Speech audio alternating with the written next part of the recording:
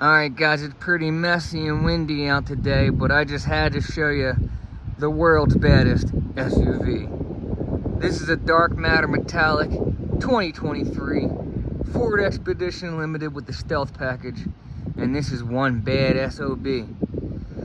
It's got a new grille for 2023 that looks amazing. All LEDs up front, of course. Blacked out emblems, that's part of the Stealth package. Got your tow hooks that are really well disguised, so you have the functionality without them being too bulky. They're nice and flush in there. Really cool fog lights built into a cooling vent there. It runs back to these 22-inch black aluminum wheels. These are special for the Stealth package, and they look amazing with that 45 series tire there. Real narrow sidewall that looks awesome on this thing. Blacked out mirrors, tinted windows. Got a roof rack.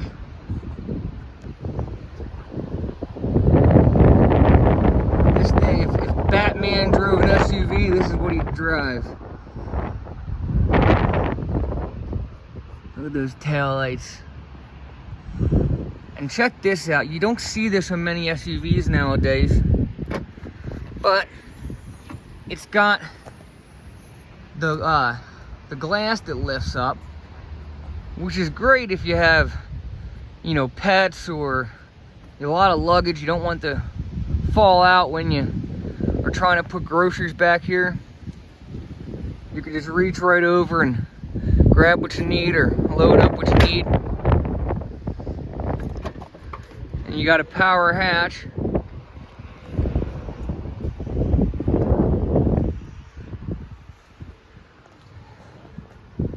And these seats are power. Slow, but they're power.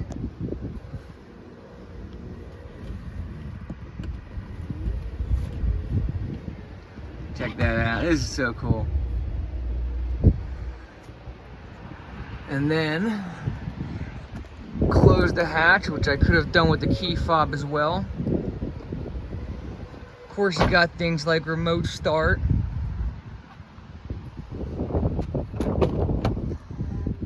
Power retracting running boards.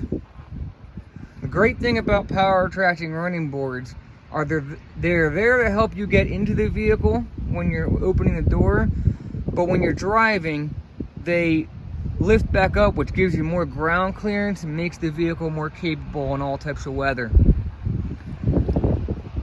Everything is finished in onyx leather with red contrast stitching.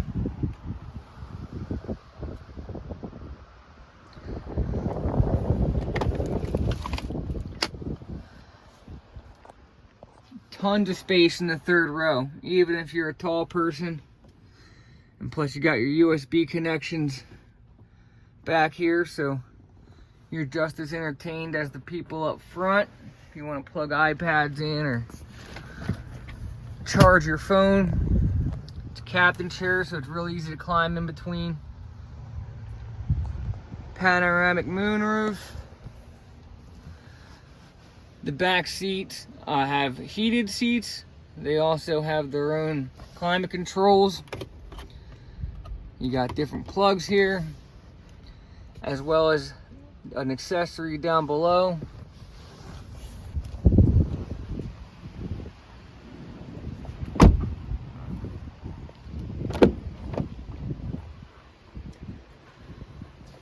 You got the B&O sound system, which really hits hard. All power seats. Check this out. This is supposed to be what they call an Easter egg, a hidden feature. And that's a cityscape of Louisville, Kentucky, which is where the Expedition is built at.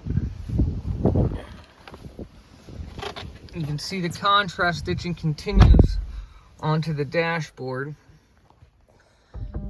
Huge 15.3-inch tablet style touchscreen. Integrated trailer brakes. And of course you got your typical Bluetooth and adaptive cruise control, lane keeping, you know, your audio controls, everything you'd expect to have on a top of the line SUV. You got this really neat looking finish. Instead of the typically you'll see wood grain in a lot of these Expeditions, but the Stealth packages have this blacked out sort of textured look. It's not textured, but it has sort of that textured look. I personally think it looks a lot nicer than the wood grain. I think the wood grain looks a little dated and cheap. Behind there you have a wireless charging pad and both fast and regular USB charging. Cup holders hidden away. You got a locking center console, and this is the world's biggest center console. Plus it's illuminated. Look how deep this center console goes. This thing is huge. Heck, you could probably haul all your cargo in there alone. And trays designed to hold business cards and pens and coins. Up here you got clips for pens as well. Of course you got your different drive modes and hill descent control. So I'll show you some of that stuff. Got your locking rear differential. Pro Trailer Backup Assist. Not really a huge fan of Pro Trailer Backup Assist. It's designed so that, you know how like when you're backing up, you have to turn the opposite direction you want the steering wheel to go? So if you use this instead of the steering wheel, it'll turn the same direction you're turning the dial.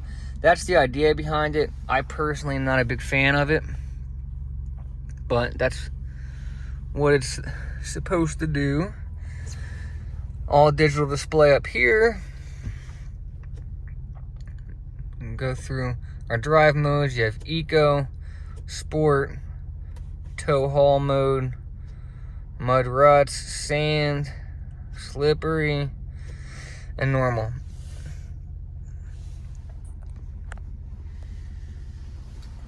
You got a second glove box up here, which I've said in the past I love for storing things that aren't paperwork.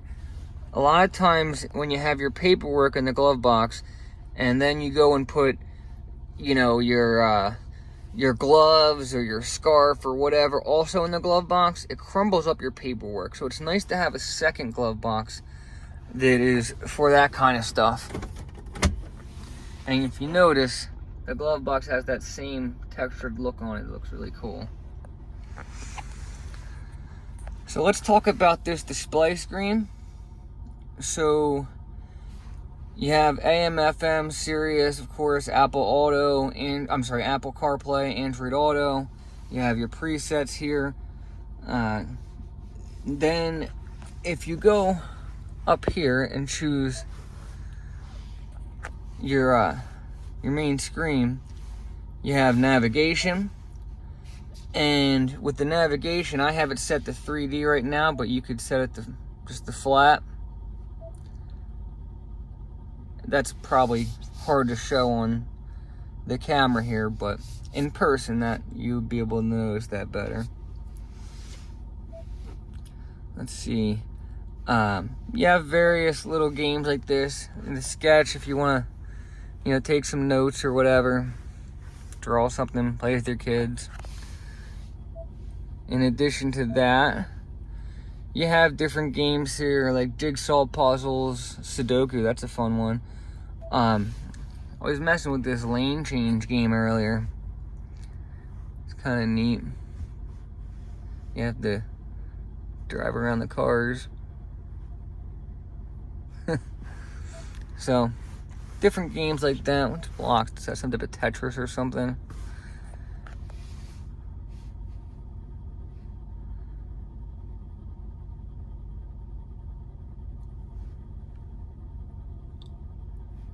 I'm not sure. I'd have to read the rules on some of these. But yeah, you have a variety of different games. It's not just one or two. You have quite a few there. This vehicle has the 3.5 liter twin turbocharged engine, which has more horsepower than the regular Expedition. The regular Expedition, by which I mean the lower trim levels, only make 375 horsepower. This one makes 400 horsepower and 480 foot-pounds of torque. Does 0 to 60 in 4.9 seconds, which is faster than a Ferrari Testarossa. I know, that blew my mind too. This thing takes off like a bat out of hell. Yeah, I'm not going to do it because it's not my car, but these things move. And you got 10-speed automatic transmission. It shifts smoothly. You can put it in sport mode and tighten up your steering, tighten up your suspension. You know, and you still get 21 miles to the gallon in the city, which 16 in the city, 21 on the highway, 18 overall, which is fantastic for an SUV this huge that you could, you know, fit a dresser in the back of if you fold down the seats. Actually, I know this is out of order, but I want to show you one more thing in the hatch. I forgot to show you.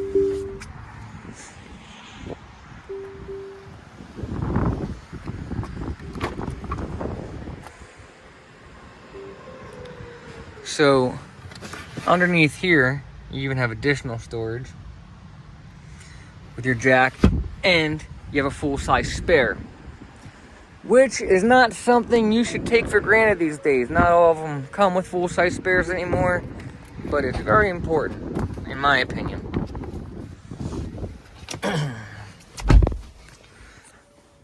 So, yeah, you can fold down the seats. You got those storage pockets. Huge pockets in the side of the doors. Let's look at the camera.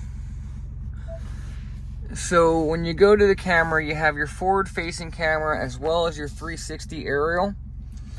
So if I'm going to park, parallel parking especially is a lot easier with the aerial camera, and the forward-facing camera is great for pulling into a tight garage if you're getting close to a wall. Of course, I have a reverse camera as well with indicator lines, and still my aerial here. I can zoom in on certain areas.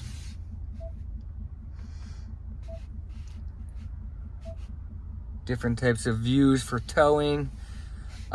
Say I'm backing up to a trailer, that's now pointing down at the ground right where the hitch is, and that way I can see. I don't need anyone to wave me back and tell me where to go.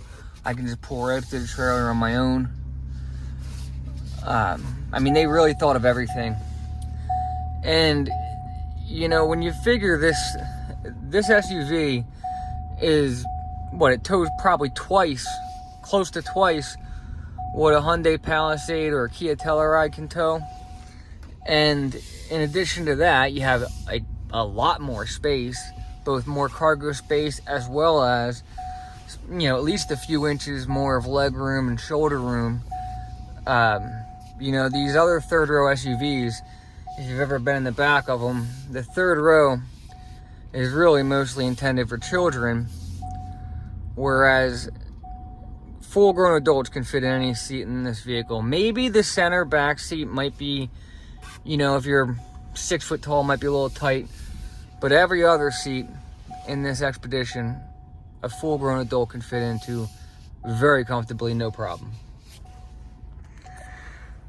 So, I definitely think if you're looking for a vehicle that, you know, you have a big family, you want to go on road trips with, or you know, maybe you're pulling a horse trailer and you want something that's luxurious but also got a good tow rating.